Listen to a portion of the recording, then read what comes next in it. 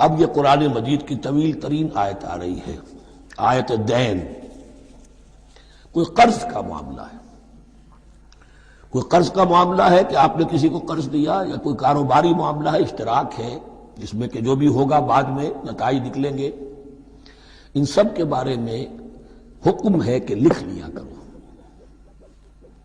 ہم کیا کرتے ہیں قرض دیتے ہوئے، اب دوست ہے، بھائی ہے، عزیز ہے، کیا لکھوانا، اس سے کیا کہے گا، اعتماد نہیں ہے۔ کاروبار شروع ہو گیا، زبانی باتیں کر لی، اس کے بعد رو رہے ہیں، چیخ رہے ہیں، چلا رہے ہیں۔ تو حدیث میں آتا ہے کہ اللہ تعالیٰ 3 قسم کے لوگوں کی فریاد سنتا ہی نہیں۔ ایک وہ جو قرض دیتے ہوئے یا کوئی معاملہ کرتے ہوئے لکھواتا تو ہے نہیں اور بعد میں روتا ہے۔ ایک وہ کہ جو اپنی بیوی کے ہاتھوں تنگ بھی ہے اور شکوہ بھی کرتا ہے، شکایت بھی کرتا ہے، فریاد بھی کرتا ہے، طلاق نہیں دیتا۔ اللہ نے راستہ کھولا ہوا ہے تمہارے لیے، تو اللہ ویسے لوگوں کی فریاد نہیں سنتا۔ تیسرا مجھے یاد نہیں ہے۔ یا ایھا الذین آمنوا اذا تداینتم بدین الی اجل مسمى فاکتبوہ، اے اہل ایمان جب بھی تم کوئی معاملہ کرو قرض کا، ایک وقت معین تک کے لیے، ایک تو وقت معین ہونا چاہیے، یہ قرض دے رہے ہیں کب واپس ہوگا، فاکتبوہ تو اس کو لکھ لیا کرو۔ یہ فعل امر ہے، الامر للوجوب، واجب ہے یہ۔ ولیکتب بینکم کاتب بالعدل، اور چاہیے کہ کوئی لکھنے والا تمہارے مابین عدل کے ساتھ، لکھنے والا کوئی ڈنڈی نہ مار جائے، انہیں بھی چاہیے کہ وہ صحیح صحیح لکھے۔ ولا یاب کاتب ان یکتب کما علمہ اللہ فلیکتب، اور کسی بھی شخص کو جسے اللہ نے سکھایا ہوا ہے کتابت لکھنے کا کام، تو اس کو انکار نہیں کرنا چاہیے لکھنے سے۔ اللہ نے اسے یہ علم دیا ہے، اسے چاہیے کہ لکھ دے، اس لیے کہ اس معاشرے میں پڑھے لکھے لوگ تو بہت کم ہوتے تھے۔ اب بھی یہ ہوتا ہے، عرائض نویس وغیرہ ہوتے ہیں، وثیقہ نویس ہوتے ہیں، پیسے دے کے ان کو جو لکھواتے ہیں، لیکن اگر کوئی وثیقہ نویس جو ہے بے ایمانی کرے اور لکھنے میں کوئی کمی کر جائے تو جس کے اوپر ذمہ داری ہے اسے نقصان پہنچ جائے گا۔ وَلْيَكْتُبْ بَيْنَكُمْ كَاتِبٌ بِالْعَدْلِ، اور چاہیے کہ لکھنے والا تمہارے مابین انصاف کے ساتھ لکھے۔ وَلَا يَأْبَ كَاتِبٌ أَن يَكْتُبَ كَمَا عَلَّمَهُ اللَّهُ فَلْيَكْتُبْ، اور نہ انکار کرے کوئی لکھنے والا اس سے کہ وہ لکھے جیسے اللہ نے اسے سکھایا ہے، تو لکھنا چاہیے۔ وَلْيُمْلِلِ الَّذِي عَلَيْهِ الْحَقُّ، لکھتے وقت املا وہ کرائے جس کے ذمے رقم آ رہی ہے، جس پر حق آ رہا ہے، علیہ الحق، وہ لکھوائے۔ جس کا مال ہے وہ نہ لکھوائے، جس پر ذمہ داری آ رہی ہے وہ لکھوائے کہ میں کیا ذمہ داری لے رہا ہوں۔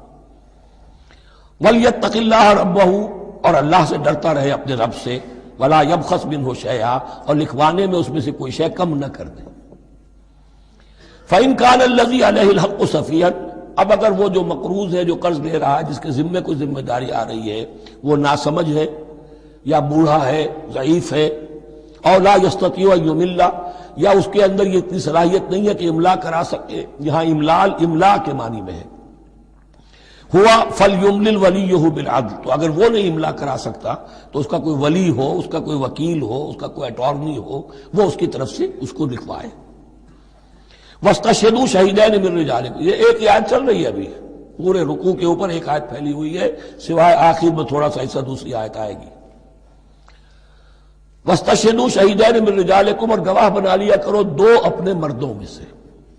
فَإِن لَّمْ يَكُونَا رَجُلَيْنِ، اور اگر 2 مرد دستیاب نہ ہو، فَرَجُلٌ وَامْرَأَتَانِ، تو ایک مرد اور 2 عورتیں، ممن ترضون من الشہداء، اور وہ بھی دونوں کے نزدیک مقبول ہوں شہداء، کہ ہاں دونوں کو اعتماد ہے ان پر۔ اب یہ جو سوال آ گیا کہ ایک مرد کی جگہ 2 عورتیں، 2 مرد یا پھر ایک مرد کا ہونا تو لازم ہو گیا، محض عورت کی گواہی نہیں چلے گی، لیکن اس کا آیا مسئلہ ہر قسم کے معاملے کا ہے یا قرض اور مالی معاملات میں وثیقہ نویسی کا، یہ ایک علیحدہ مسئلہ ہے۔ یہ تو باتیں پھر فقہا کے ہاں تفصیل سے ملتی ہیں، لیکن یہ مسئلہ موجود ہے کہ 2 مرد، اور اگر 2 مرد دستیاب نہ ہو تو ایک مرد اور 2 عورتیں، تو سوال تو پیدا ہو گیا کہ کیا عورت کی گواہی عادی ہے؟ ان تضل احداہما فتذکر احداہما الاخری، مبادا ان میں سے کوئی ایک بھول جائے تو یاد کرا دے دوسری۔ عقلی سوال پیدا ہو گیا، کیا مرد نہیں بھول سکتا؟ کیا جواب ہے اس کا؟ جواب یہ ہے کہ واقعتاً اللہ تعالیٰ نے عورت کے اندر نسیان کا مادہ زیادہ رکھا ہے۔ الا یعلم من خلق وهو اللطیف الخبیر، کیا وہی نہ جانے گا جس نے پیدا کیا ہے؟ اس نے پیدا کیا ہے، وہ جانتا ہے۔ نسیان کا مادہ کیوں زیادہ رکھا یہ بھی سمجھ لیجیے، عقلی بات ہے، منطقی بات ہے۔ She has to play the role of number 2. اسے مرد کے تابع رہنا ہے۔ جو نمبر 2 ہوتا ہے اس کے اوپر، اس کے کبھی احساسات کے اوپر، کبھی جذبات کے اوپر کوئی نہ کوئی کوفت، کوئی قدورت آتی ہے، اور اس میں اللہ تعالیٰ نے ان کا سیفٹی والو رکھا ہوا، بھول جانا۔ اگر بھولنا نہ ہو، یاد بازی عذاب ہے یا رب، چھین لے مجھ سے حافظہ میرا۔ یہ نسیان جو ہے یہ بھی ایک بہت بڑی نعمت ہے، ورنہ تو کوئی صدمہ دل سے اتری نا، کوئی غصہ کبھی ختم ہوئی نا۔ تو بھولنے کا معاملہ، یہ سیفٹی ویلو اللہ نے عورت میں زیادہ رکھا ہے، اس لیے کہ اسے مرد کے تابع ہو کر رہنا ہے، اور جب تابع ہو کر رہنا ہے تو اسے زیادہ اس کے احساسات پہ، جذبات پر زیادہ مواقع آئیں گے کہ اس کو کچھ زخم پہنچے۔ اس کے لیے یہ سیفٹی ویل کے نسیان ہے، یہ زیادہ رکھ دیا گیا ہے۔ ان تضل احداہما فتذکر احداہما الاخری۔ اب یہ کہ اگر یہ بات سمجھ میں نہ آتی تب بھی اللہ کا حکم ہے ماننا ہے۔ اگر فسک کیپٹل اور فلوئڈ کیپٹل کا فرق سمجھ میں نہیں آتا تب بھی بیع حلال ہے، ربا حرام ہے، اللہ خیر صلی اللہ احل اللہ البیع وحرم الربا۔ لیکن اگر حکمت سمجھ میں آ جائے تو نور علی نور۔ ولا یأبی الشہداء اذا ما دعوا، اور نہ انکار کریں گواہ جب کہ ان کو بلایا جائے۔ اور گواہی کے لیے بلایا جائے تو گواہ نہیں آ رہے، نخرہ کر رہے، نہیں، ان کو آنا چاہیے۔ ومن اسلم ممن کتم شہادتہ شہادت من اللہ ہے، جو اللہ کی کوئی گواہی جو ہے اگر چھپائی ہے تو بہت بڑا ظلم ہے۔ ولا تسأموا، اور اس سے تھکو مت، کسل مت کرو، سستی مت کرو، ان تکتبوہ، کہ تم لکھو اسے، صغیرا او کبیرا، چاہے چھوٹا معاملہ ہو چاہے بڑا ہو، الی اجلہ، وقت معین کے لیے، اتنا قرض دے رہا ہوں، اتنے وقت میں آپ نے مجھے لوٹانا ہے۔ اس کے بعد آپ بڑھا سکتے ہیں، آپ دیکھ سکتے ہیں، اسے مزید مہلت دے سکتے ہیں، ایسے ہی حالات ہیں تو آپ معاف بھی کر سکتے ہیں۔ لیکن یہ کہ جب لکھنا ہے، حکم دیا جا رہا ہے تو اس میں اجل معین ہو، الی اجلہ، اور اس میں چھوٹے بڑے کی تفریق نہ کرو، چاہے چھوٹا مسئلہ ہو بڑا لکھ لو۔ ذالکم اقسط عند اللہ، یہ اللہ کے نزدیک بھی زیادہ مبنی بر انصاف ہے، واقوم للشہادہ، اور گواہی کے لیے زیادہ قوی ہوگا اور زیادہ درست ہوگا۔ لکھی ہوئی شے ہوگی تو اب معاملہ جو ہے بہت واضح رہے گا، ورنہ زبانی یادداشت کے اندر کہیں کہیں جو ہے تعبیر ہی میں فرق ہو جاتا۔ وعدنا اللہ ترتابوا، اور یہ اس کے بہت قریب ہے کہ تم بھولو گے نہیں۔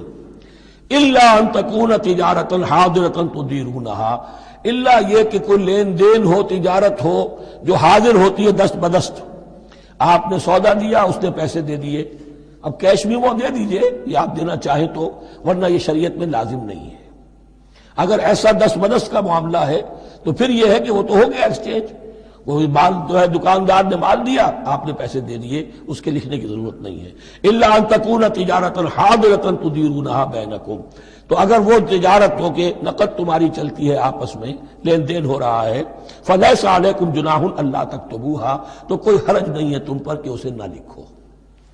واشہدوا اذا تبایعتم، اور گواہ بنا لیا کرو جب کوئی مستقبل کا سودا کرو۔ یہ بیع سلم جو ہوتی ہے یہ مستقبل کا سودا ہے، قرض کا سودا ہے۔ بیع سلم بھی ایک طرح کا قرض ہے۔ آج آپ طے کرتے ہیں کسی شخص سے، کسی کاشتکار سے، زمیندار سے کہ اگلا موسم جو آئے گا فصل کا، گیہوں کی فصل کا، تو اتنے روپے من کے حساب سے 500 من گندم میں آپ سے لوں گا۔ یہ بیع سلم کہلاتی ہے، اور اس میں لازم ہے کہ پوری قیمت ابھی ادا کر دیں۔ لیکن اس میں بھی کہ اس وقت آپ کو اتنی گندم دینی ہے، اس کو لکھوا لو اور اس پر 2 گواہ بنا لو۔